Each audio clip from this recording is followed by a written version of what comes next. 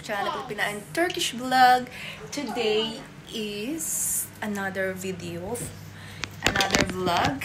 Kasi nga, it's been very long time na hindi na ako nakapag-vlog dito sa YouTube. And some of you guys is asking why I don't have any update sa aking buhay, sa baby ko and all. So, this is it guys. Ngayon ako nakapag-vlog or nakapag-video or naharap tong video na to.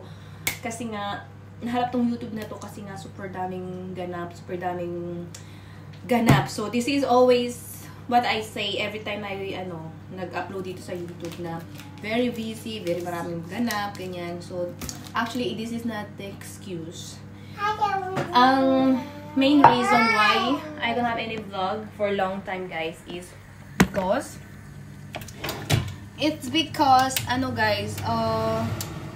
dito, hindi ko kayang pagsabayin yung buhay as online seller. Hindi ko kayang pagsabayin yung buhay na as online seller in the same time mag-upload ka ng mga videos on YouTube. Syempre, edit mo yan, then so yun yung mga reason why hindi ako nag-ano. And then meron ka pang maliit na baby and all. And my husband also working home. So, many stuff to do at home. So, kaya hindi ako nakapag-video. And I'm busy doing household, cooking, and at the same time, pag-online sell ko, pag-deliver ng mga produkto natin to the European side. Kasi usually, yung mga customer ko dito sa Turkey is mga nasa Europe side. So, I have to deliver there. So, yun yung reason guys kung bakit. And, paminsan-minsan na lang akong nag-update dito sa YouTube.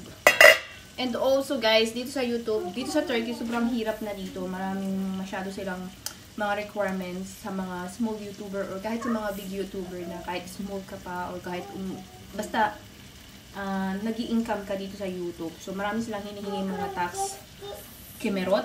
So, hindi ko pa siya naasikaso. Kaya, tinamad na ako talaga mag-YouTube. But, yeah, still nagsasahod pa naman ako every month. Pinapasahod pa rin naman ako ni YouTube. Kahit hindi ko pa siya naasikaso yung mga tax natin. And, also medyo nag-low down sa aking online seller. Kasi nga, yan din. One reason is about new system dito sa Turkey. So, yun din yung maraming mga kaganapan na hindi ko na nakakwento sa inyo or na-update sa inyo. Pero, this time, trying my best na i-update kayo palagi sa buhay namin ni Layla. And, yeah, sana, hopefully, makapag-upload ako every time. But, this is, anyways, for today's video is sagutin ko yung isa nating subscriber yun na nagtanong. Hindi lang isa. Maraming sila yun na nag-PM sa akin sa aking Facebook page na nagtatanong about sending money dito sa Turkey. Paulit-ulit na po yung mga vlog ko about sending money, yung mga ginagamit ko ng mga legit. Lahat po na nabanggit ko dyan, yung mga binidyo ko na binigay sa inyo, yung mga information na binigay ko sa inyo about sending money from Turkey to Philippines is lahat po sila is legit. So, it depends na lang po sa inyo kung ano yung gusto nyo o ano yung mas prepare ninyo gamitin ng mga application or mga company.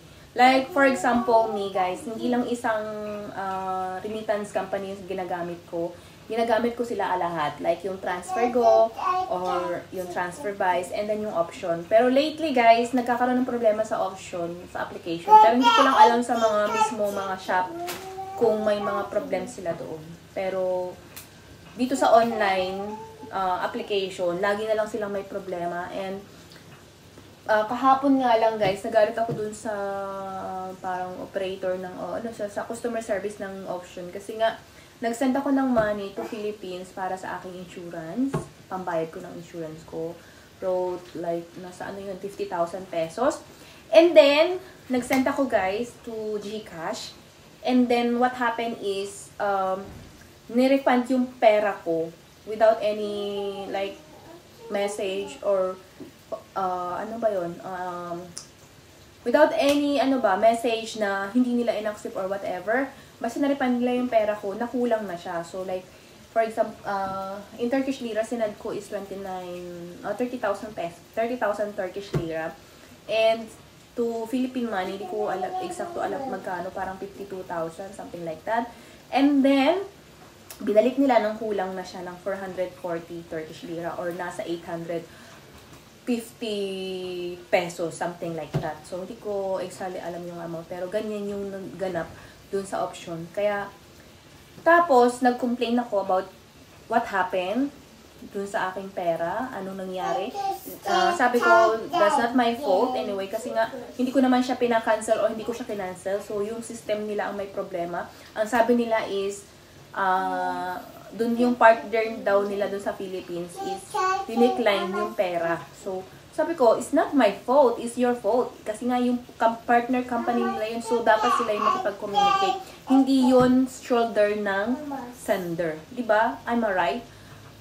So, yun yung problem na pangunahin o first problem dyan sa option. Kaya. And this is not first time na nangyari sa akin. Maraming beses nung nangyari sa akin na nirefund nila yung pera ko na sabi nila is may problem daw dun sa partner nila sa Pilipinas. And then, yung amount ng pera na binirot nila is insufficient na. So, that's not acceptable. Kaya, guys, sa mga nagtatanong o sa mga nagtanong nitong question na ito, so I prepared na mas okay kung nasa European side naman kayo, so mas okay na pumunta kayo sa mga padalahan instead of gamitin itong option application na ito. So, I think that's yun yung mga mare-recommend ko sa inyo. Kung nasa European side naman kayo or kahit sa Asian side na malapit naman yung padalahan na mas baga komportable kayo, mas relax yung ano nyo. Kasi if ever na magkaroon ng problema, hindi kayo makikipag-communicate doon sa customer service nila, yung mismo pinapadalhan nyo, sila na yung makikipag-communicate sa kanilang company. Okay, so that's the end of our video for today. Sinagot ko lang yung katanungan ng ating kababayan. And yes.